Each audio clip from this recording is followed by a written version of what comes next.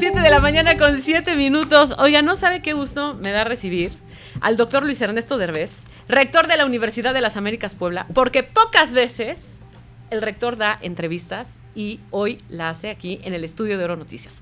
Rector, qué gusto recibirlo. Gracias por estar aquí, gracias por aceptar la invitación. Patricia, ya te dije que lo que me quitaste fue mi hora de ejercicio, pero está bien. ¿Se levanta usted a qué hora? ¿A las 6 de la mañana? Pues nos levantamos porque con mi esposa hemos sido siempre muy tempraneros. A las 6 de la mañana ya estamos despiertos. Sí. Y dedicamos esa rutina a hacer ejercicios, cada uno a su manera. Si yo tengo un pequeño gimnasio, ahí trabajo en ese gimnasio. Mi esposa camina y hace otro tipo de actividades. Y esta es la hora, digamos, de hacerlo, de 6 a 7 de la mañana. La verdad, yo no entiendo muy bien cómo le hacen ustedes, que se levantan como a las 4 de la mañana. Sí, correcto. No sé, rector, no sé, ya estamos en automático. Y luego en jueves estamos en automático. ¿Cómo ha estado, rector Derbez? Muy bien, afortunadamente, tranquilo, contento, con una universidad que cada día está avanzando más. Y hoy, qué día más bonito, ¿no? El Día de los Maestros. ¿Le gusta dar clases? Me encanta dar clases, pero además me encantó la entrevista que hizo, más que entrevista, la cápsula que preparó tu equipo. Porque realmente la venía escuchando cuando veníamos en camino acá y es muy completo lo que estuvieron presentando. Es la visión de lo que es un maestro, lo que debe ser una persona y lo complicado que está convirtiendo ser maestro en el siglo en que vivimos, ¿no? En las circunstancias que vivimos. El siglo XXI le está dando muchísimos problemas al mundo y a los profesores, a los maestros, la vocación que necesitan tener, impresionante. Escuchaba la entrevista, escuchaba a las personas que estaban platicando de profesores.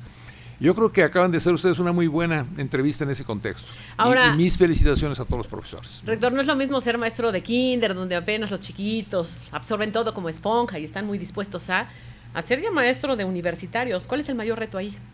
Pues mira, el mayor reto y la mayor satisfacción, y eso te lo puedo decir yo como profesor, doy una clase en la universidad, es ver a estos jóvenes que están ingresando a la universidad, que son jóvenes de 18 años más o menos, muy pocos de 17 años, pero 18 años, y están en el periodo de transición en lo que yo llamo convertirse de adolescente a adulto, ¿sí?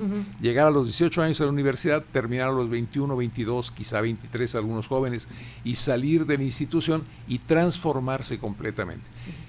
Ese es el reto es cómo una universidad puede formar integralmente a un joven, cómo puede recibir a un joven de 18 años, que está realmente en el inicio de lo que va a ser su vida profesional, personal, a partir de ese momento, y ayudarlo a entender su formación integral. Nosotros decimos en la universidad que lo importante, ¿sí?, es que formemos jóvenes, no diciéndoles qué deben ser, cómo deben ser, sino en realidad a que piensen ellos y decidan cómo quieren vivir su vida. Es decir, no indoctrinarlos de decirle a una persona, esto es lo que tienes que ser y saber, sino tú tienes que aprender a encontrarte a ti mismo, a desarrollarte como persona, a descubrir tu vocación, a descubrir tu formación, y tú mismo ayúdate a transformar, ¿no? Entonces en la universidad ese cambio es el cambio importante, y en todas las universidades es el momento de esa transformación en que vas a salir como mariposa, pero entraste como gusanito, ¿sí?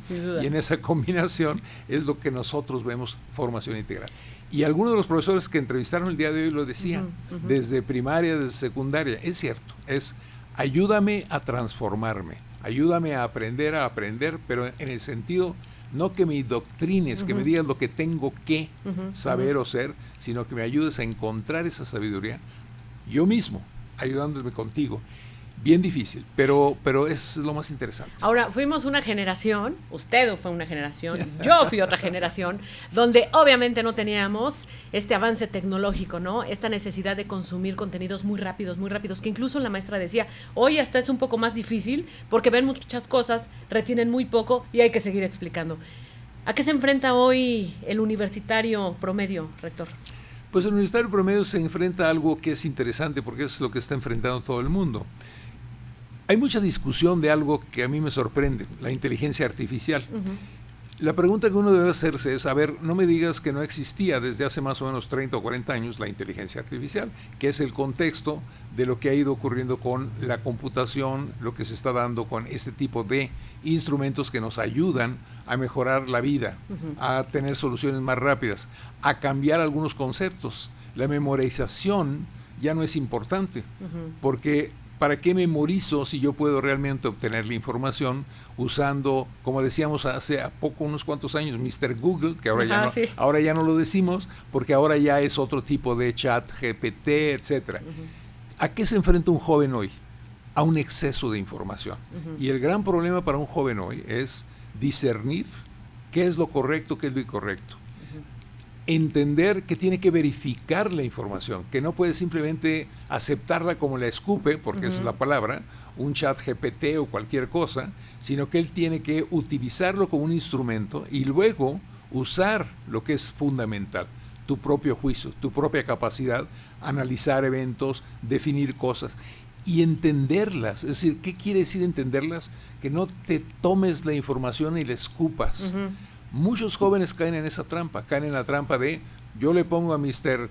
Google antes, Mr. GPT hoy, y el chat GPT me da una información y le pido que me escriba algo. Y te lo escribe. Sí. Pero eso es simplemente escupir una serie de cosas puestas en un formato adecuado. ¿Qué te corresponde ahora a ti? Revisarlo, verificar la información y estar seguro de que estás diciendo lo correcto. ¿Usted cree que la pandemia hizo también jóvenes como mucho más resilientes y más interesados en conocer el mundo, o los hizo más miedosos? Yo creo que, y esa es la experiencia que tengo, los hizo no miedosos, sino sin esas habilidades sociales que nosotros pudimos desarrollar porque no hubo la pandemia en nuestras vidas cuando estábamos en la etapa de formación. ¿Qué le pasó a un joven, un niño? Tendría 10 años. Bueno, pues fueron 3 años de su vida, esos 3 años formativos, en donde vas a la escuela y adquieres las habilidades sociales. Esas habilidades sociales no las tuvieron, estuvieron encerrados en su casa, estuvieron con sus papás en todo caso, y esta juventud, entre 10 años que tenían en el momento de la pandemia, digamos hasta los 15 o 16, que hoy está entrando a universidades y saliendo ya como adolescentes, adultos, es alguien que no tiene esa sensibilidad social, esa facilidad social para relacionarse. Yo no sé si eso es tener miedo, lo que sí sé es que son jóvenes que están entendiendo cosas que nosotros tuvimos la oportunidad de hacerlo cuando teníamos 10 años, 11 años, 12 años y nos enfrentamos a la relación social en una escuela. Claro. Ellos no lo tuvieron. Y creo que ese ha sido el mayor problema que estamos viendo. Es un problema además, en mi opinión, temporal en la sociedad, porque se van a ir adaptando, excepto que nosotros lo hicimos a la edad de 10, 11, 12 años, ellos lo están haciendo a la edad de 18, 19, 20 años, y no es equivalente. Ahora hasta la convivencia, rector, yo de repente sí me sorprendo cómo hay chavos que tienen hasta dificultades para hacer contacto visual. Claro. ¿No? Claro, hasta para saludar, para establecer una conversación. Bueno, pero a ver, ponte a pensar, mínima y básica. Durante 2 años o 3 años estuvieron viendo una pantalla todo el tiempo y viendo a sus papás, ¿no? Y yo creo que debe ser aburrido estar viendo nada más a sus papás. Sí, por supuesto. Entonces aquí lo interesante es, estos jóvenes se están readaptando, están aprendiendo. Pero yo sigo insistiendo, el verdadero problema es esta tendencia que tenemos de comernos todo lo que dicen las redes y tomarlo como que es cierto. La verdad, la mayor parte de lo que dicen está mal documentado, mal entendido. Hoy hay muchos jóvenes que son influencers, por ejemplo. ¿Qué opina usted de los influencers? Pues yo opino que están siendo un buen elemento para mercadotecnia, ¿ves? Porque una cosa que yo descubrí es ¿quién lo está utilizando mejor? Todas las compañías que saben hacer mercadotecnia, porque ahora los dividen incluso en mini influencers y max influencers y influencers estrella. Es una realidad. Sí, correcto. Y los utilizan mercadotécnicamente, porque lo que hacen es, mercadológicamente, agarro a un grupo chiquito, los que son los mini influencers, esos me salen baratos, no tengo idea cuánto les pagarán, pero les pagan, y ellos me ayudan a probar cierta manera de introducir un producto, de presentar un producto. Si veo que está teniendo éxito, entonces paso a los medio influencers, y si esto ya me da, me voy con los max influencers. Y estos, como tienen unos seguidores de alrededor de, no sé, millones de personas, son los que me permiten hacer un canal de distribución de mi información. Eso es todo, y la verdad es que a veces uno escucha lo que dicen los influencers, y dice uno, bueno, pues ok, en mi época era de otra manera, pero existían los artistas que decían cosas, los artistas que se volvían políticos y que los ponías en la Cámara de Diputados, en la Cámara de Senadores, simplemente porque habían sido actores de cine o televisión. Ahora son influencers, ¿no? Ahora, esta es una nueva profesión, es una profesión de distribución de información. Y lo que hacen entonces los chicos que están ahora como mini influencers, yo les llamo eso los más jovencitos, pues se lo están sacando, es inventar una serie de cosas que para los que somos de otra generación, se nos hace rarísimo, porque dicen, bueno, no sé qué es lo que le están diciendo, pero yo lo veo con mis nietos, por ejemplo, que están ahí encerraditos en su, pues no es una televisión porque eres el teléfono, ¿no? Con su telefonito aparatito. Y viendo ahí a un señor que además juega, entonces pasaste ya a los gamers, ¿no? Y eso se hace bien interesante, uno tiene que irlo entendiendo, es decir, es la nueva manera como ellos se están conectando al mundo, los chicos. Muy peligrosa también, porque muchos de estos influencers, gamers, son gente sin preparación. ¿Qué opina usted, rector Derbez, de los medios de información, los medios de comunicación? ¿En qué hemos fallado? Yo pienso que el momento actual para ustedes es bien complicado, porque esto que estamos haciendo ahorita en tu noticiero tiene que adaptarlo, y estoy seguro que lo estás haciendo. Veo que tienes aquí un montón de cosas. Y estamos transmitiendo en Facebook y en YouTube. Y entonces ya estás aprovechando todos estos medios. Así es. ¿Qué te permite? Un canal de salida que no existía previamente. Ahora, Facebook también ya se hizo viejo, ¿no? Entonces ahora estás con YouTube, que pues dentro de poco va a ser viejo. ¿Qué necesitas tú como medio de información? Dos cosas, creo yo. Uno, adaptarte a la realidad tecnológica y aceptarla e incluirla dentro de tu proceso. Y la segunda es mucha más verificación de información. Porque se tienen que convertir ustedes en los que verdaderamente podamos nosotros confiar, nosotros como consumidores de información, de que me están diciendo la verdad. ¿Sí? Ahora, no nos hagamos tontos. También en el pasado decíamos muchas cosas que no eran ciertas en los medios de comunicación tradicionales. ¿Sí? Era quien compraba la noticia, era cómo te presionaba un gobierno, eran cosas de esa naturaleza que definían cómo decías tú y planteabas tú tu noticiero. ¿Usted considera, porque además usted ha vivido muchas épocas políticas en este país? Y muchos años también. Y muchos años, rector. ¿Cuántos años tiene, rector? 78. Muy bien vividos. Eso sí. Bien vividos, sí. Conservados, no sé. No, está usted en excelentes condiciones. Bueno, en esta transición del tiempo, ¿usted cree que hoy México está viviendo una mayor libertad de prensa? Sí y no. Sí, porque hay muchísima más facilidad. Lo que acabamos de platicar, yo me puedo convertir en influencer, ¿sí? Y si a eso le llamas prensa, eso ustedes díganme a mí, porque yo no voy a decir nada. Yo no le llamo prensa. Bueno, entonces, esa corriente de información que hay ahorita, que se puede dar de muchísimas formas y que afecta desde 1000 personas hasta millones de personas a través de estos conductos, han sido la competencia que ustedes están enfrentando hoy, vamos a llamarle así, como la prensa formal, como los medios de información formales. ¿Qué les corresponde entonces a ustedes? No preocuparse de estar compitiendo contra este proceso, sino al contrario, repito, revisar cada vez mejor la información, presentarla de una mejor manera, usar los canales de distribución que ellos están usando para que la información le llegue a la población y convertirse verdaderamente en quienes confiablemente me den a mí como consumidor de información una verdad. Ahora, ¿qué necesitan hacer ustedes? Y lo digo con respeto, pues aceptar el tema de que la verdad es una, que sí existe y que no es una versión de los hechos. Porque lo que estamos viendo hoy no es únicamente en los medios de comunicación, en toda la población, es este concepto de que yo tengo otros datos, o la verdad no es más que una versión de lo que se observa. No es cierto, la verdad es una verdad, hay elementos fundamentales, honestidad es un asunto que no se puede graduar, y en México la graduamos, ¿sí? Pero eso ha sido desde antes. Sí. El problema que tienen ustedes es decir, a ver, esta es la verdad, esto es lo que es ser honesto. ¿Qué quiere decir de aquí en adelante? Que yo no puedo decir como decimos los mexicanos, pues mira, sí, honesto, pues no, pero medio honesto. Esos conceptos relativos de moralidad hay que eliminarlos. Y ¿a quién le corresponde más que a nada? Fíjate, curiosamente, a los profesores, a los maestros, porque tenemos que enseñar la verdad.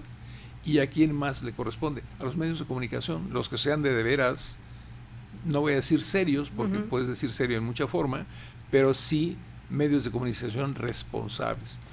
Y esa es la parte que me preocupa, ¿ves? Porque lo que yo estoy viendo ahorita en México y un mundo en donde todo es relativo, ¿eh? Estamos viendo situaciones en las cuales nuestros funcionarios públicos te alegan que no es cierto, yo no me porté mal, yo no gasté de más, cuando tú estás evidentemente viendo que lo hacen. No, bueno, y para eso se cuecen aparte los políticos mexicanos, que claro, a nivel internacional usted tendrá muy buenos ejemplos, ¿no? Pero en México es de tiro por viaje. No, pues es que es el medio. A ver, ¿quién está detrás del medio? ¿Quién está financiando el medio? Es que hay una línea editorial y es que hay un golpeteo. Oigan, es que no terminan de explicar el hecho. Rector, le propongo una pausa y regresamos con otros temas de la agenda nacional. Es el rector Luis Ernesto Derbez, rector de la Universidad de las Américas Puebla, hoy en Oro Noticias. Son las 7 de la mañana con 27 minutos. Estamos platicando esta mañana y quitándole una hora de ejercicio al doctor Luis Ernesto Derbez, rector de la Universidad de las Américas Puebla. Muchos temas en la agenda, rector, y estamos platicando en su experiencia como secretario de Economía, ¿cómo está viendo la situación económica en el país? Y le voy a poner un ejemplo. Hace unos días la presidenta Claudia Sheinbaum acuerda obviamente con los empresarios mantener una canasta básica de 910 pesos. Vas al súper y aunque te lleves productos de marca libre, no salen 910 pesos.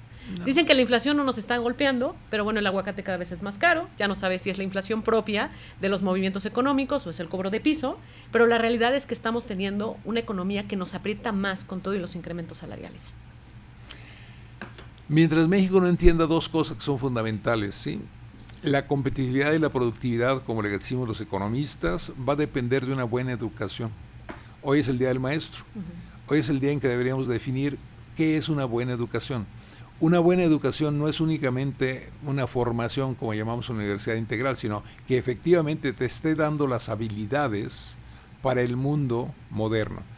Si yo tengo una población a la cual no le llega la educación, porque aunque van a la escuela, difícilmente pueden aprender si no tienen los elementos necesarios para que puedan utilizar las nuevas tecnologías, los nuevos instrumentos, esa visión que acabamos de mencionar hace un momento, en donde sí tengo una ventana a través de influencers a muchas cosas, pero cuando soy estudiante no tengo esa misma ventana para aprender, tengo problemas. Voy a poner un ejemplo que es bien interesante del momento que estuve yo con el gobierno de Fox. Fox inventa el concepto de que hay que ponerle a todas las escuelas las famosas estas computadoras, ¿no? Y que no haya ninguna escuela sin computadora. Y un día vamos de viaje en Chiapas, en medio de una carretera, ve a un niño, Fox, que estaba ahí sentadito, sin ir a la escuela, evidentemente, para la caravana, se baja, agarra al niño, que se ha dado un sustazo espantoso, agarra a este pobre niño y le dice, ¿y tú por qué no estás en la escuela? Y el niño le dice cualquier cosa, entonces el presidente le dice, ¿dónde está tu escuela? ¿No? Y ahí vamos todos, nos desviamos de lo que íbamos a hacer, muy típico de los políticos además, de dejar a un grupo esperando que te esté esperando, y ahí que se queden durante una hora y ahí voy a llegar y se aguantan, pero bueno, mientras fuimos a esto, llegamos a esta escuela, una escuela perdidita por ahí, nos bajamos. Tú te podrás imaginar que el director de la escuela, pues es una escuelita chiquita rural, pues estaba espantadísimo porque de pronto pues, llegó el presidente de la República con un montón de gente ahí rara, ¿no? Llega el presidente y le dice al director, ¿dónde están las computadoras? Porque no las veo en los salones de clase. Y entonces el pobre tipo le agarra casi de la mano, lo lleva a un cuartito y le dice, aquí están. Y abre el cuartito y ahí ves tú a las 10 computadorcitas que le llegaron, que sí les llegaron, en sus cajitas todavía guardadas, ¿no? Entonces, por supuesto, se enoja el presidente y le dice, ¿cómo es posible que no les estén utilizando? Y entonces le contesta el señor presidente, no tenemos dos cosas, no tenemos electricidad y no tenemos internet. Y entonces, cuando le contesta eso y tú estás ahí presente, dices, sí es cierto que uno debe bajar de las oficinas centrales a ver esta realidad, no para hacer publicidad, sino realmente para entender la verdad de México. Y resolver. Estos chicos, no sé cuántos serían los que irían a esa escuela, evidentemente no tenían acceso ni a internet ni a electricidad. Si no tienes ni internet ni electricidad, no puedes abrirle el mundo de la información, no puedes abrir el mundo del conocimiento a este grupo poblacional. Eso lo seguimos haciendo. ¿Qué representa eso? Estos son jovencitos, niños, que cuando sean jóvenes no tienen las habilidades requeridas para tener empleos del siglo XXI. Y si no tienen las habilidades para ser empleados en el siglo XXI, no van a tener la capacidad económica para vivir adecuadamente. ¿Qué hemos hecho como población, los que nos ha ido bien en la vida? Hemos discriminado a estos grupos sociales. Esa sí es una verdad. Eso es cierto de la preocupación de los gobiernos actuales, de decir hay que llegarle a esta gente. Y entonces inventamos un esquema, que es un esquema muy interesante. Yo les doy subsidios y los saco de la pobreza, porque les estoy dando subsidios. Pero lo que no les estoy dando es educación lo que no les estoy dando es posibilidades de salir de esa estructura social a través de buenos empleos. ¿Cuál debería ser entonces el objetivo de un gobierno? Ayudar a que se generen los empleos correctos en una sociedad. Eso ya se nos olvidó, porque nos dedicamos a todo menos a eso. Si no les das educación a los niños desde primaria, es muy difícil que en secundaria puedan resolver los problemas que no tienen de educación y por lo tanto conocimiento. Y si eso sigue perpetuándose, yo tengo dos grandes grupos sociales que se están desarrollando. Un grupo social que no tiene esas habilidades porque no tuvo las posibilidades de educarse, de tener salud, etcétera, y otro grupo social que estamos teniendo todas esas oportunidades. Esa discriminación no debe continuar en México, en verdad. Ahora, ¿cuántos años le llevará al país para salir de la pobreza con ese esquema de los subsidios? Nunca va a salir de la pobreza. Con el esquema de los subsidios no va a salir de la pobreza. Un pobre que vive de subsidios tiene unas oportunidades inmediatas, porque mientras le llegue el subsidio, tiene ingreso. En cuanto el subsidio no le llegue, ya no tiene ingreso. Si no tiene ingreso, vuelve a ser pobre, ¿sí?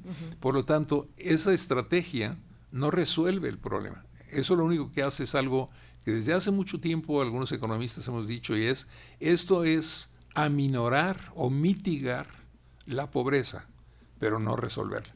Para resolver la pobreza tienes que generar los empleos, tienes que generar la educación, tienes que generar la salud, y esos son sistemas de salud, sistemas de educación que verdaderamente le den cabida a toda la población a oportunidades. No tenemos ese sistema. Hoy estamos viviendo todavía un sistema. Si te separas entre grupos sociales y la gente piensa, ay, pues la educación privada, ay, pues la educación pública, mi respuesta siempre ha sido, a ver, perdóname, la educación siempre es pública, porque es un bien público.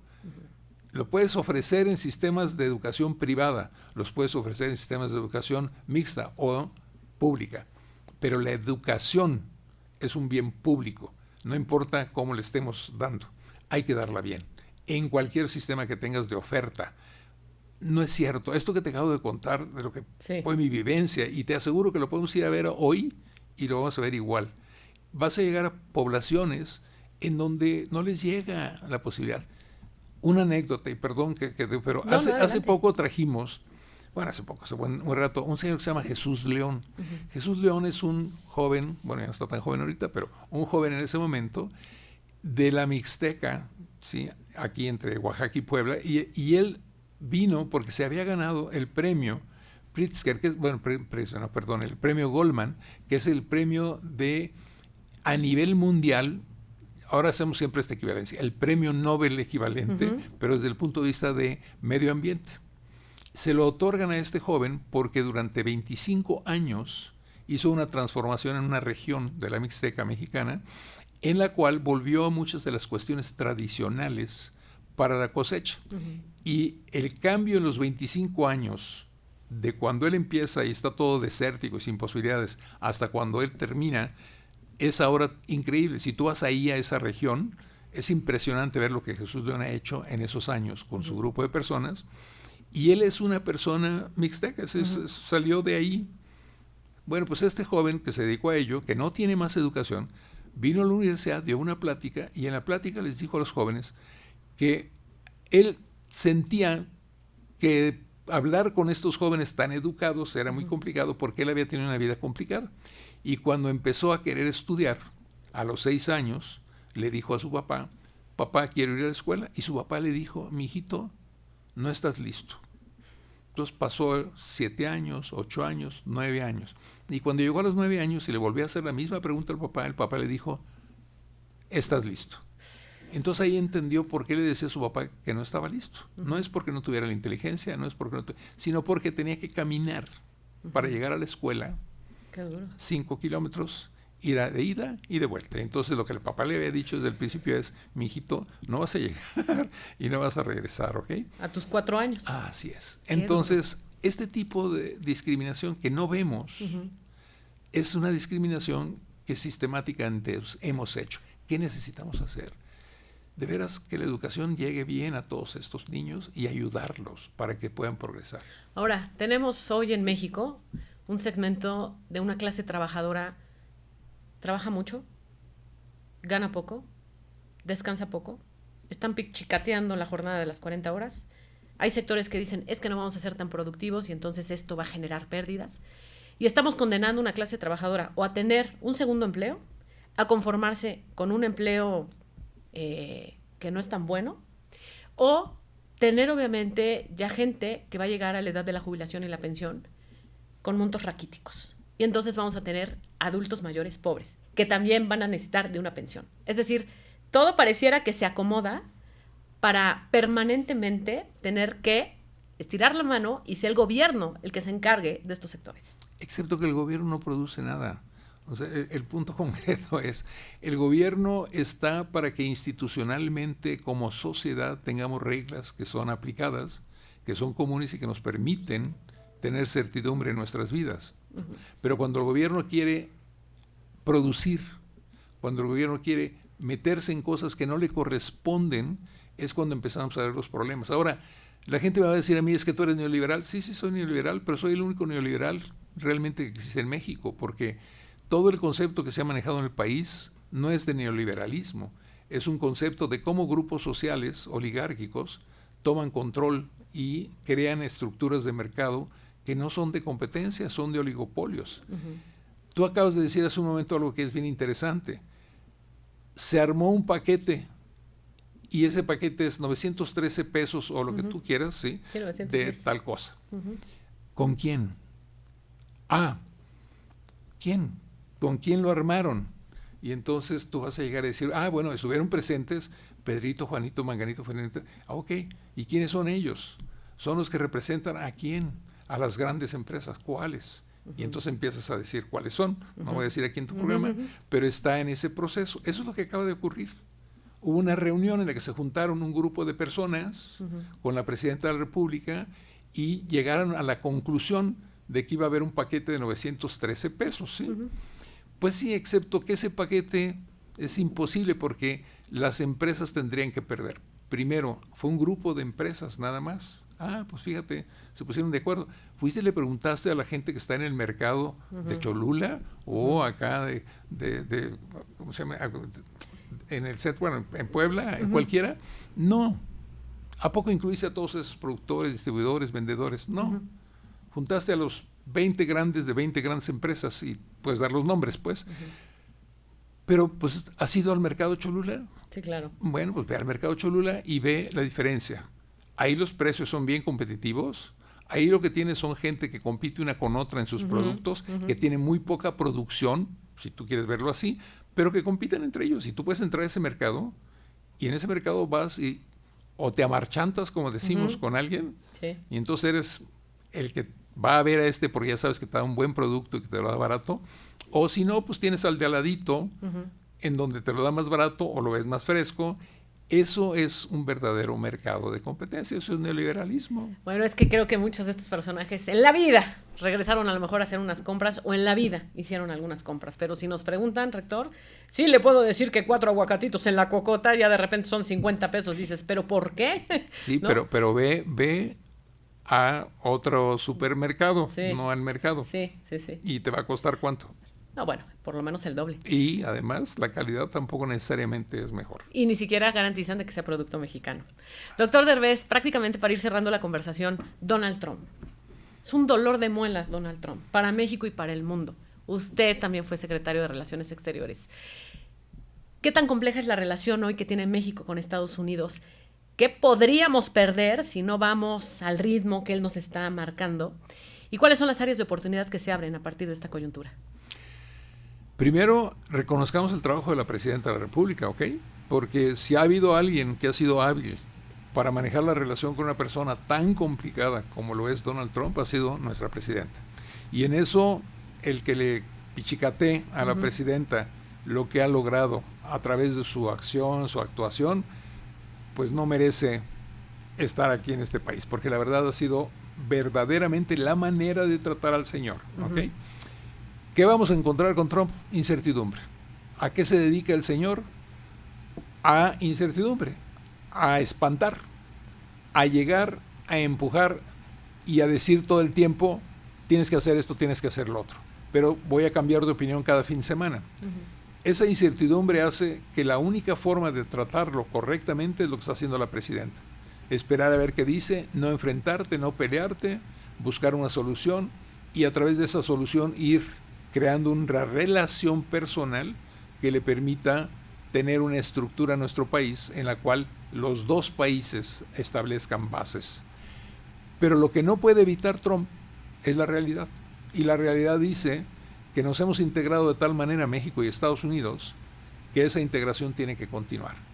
¿Qué va a pasar? Una modificación de la relación. Y lo que tiene que hacer el gobierno, que yo creo que ahí lo está haciendo muy bien, el gobierno en general, es este concepto de sustitución de importaciones para producción. Si verdaderamente el gobierno de México hace un planteamiento como el que por lo menos en papel han planteado, que es yo quiero ir sustituyendo insumos que traigo de China o de Asia, etcétera, para incorporarlos en el proceso de producción, vamos a tener una muy buena oportunidad de crecimiento. Pero eso requiere que me des facilidades, y no son de dinero, son facilidades de restricciones. Tú mencionaste hace un momento algo que es bien interesante. Vamos a caer a las 40 horas semanales. Bueno, la mayor parte de las empresas grandes ya tienen 40 años por acuerdos sindicales, 40 horas por acuerdos sindicales, por una serie de cosas. Entonces, ellos ya están. ¿Quiénes son a los que les vas a pegar con eso? A las pequeñas y medianas empresas, las que en este momento no tienen la capacidad económica. Es una verdad, no tienen la capacidad económica. Entonces, ¿qué tiene que hacer el gobierno? Pues lo que tendría que hacer es quítame restricciones, quítame problemas para que yo pueda generar más riqueza e integrarme. ¿Vamos a poder hacerlo? No estoy seguro. ¿Okay? Y te digo por qué no estoy seguro, porque desde hace 25 años que lo estamos diciendo. Este concepto de que hay que resustituir las cadenas de producción, lo dijimos desde la época de Fox, y eso fue en el año 2000.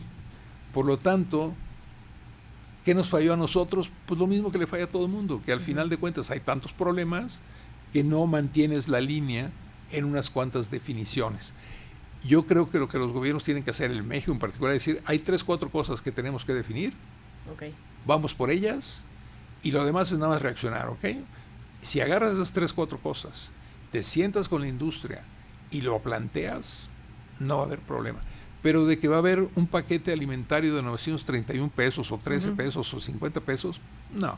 Eso no va a ocurrir porque tú vas a tener que vender a lo que te cuesta, ¿no? Claro.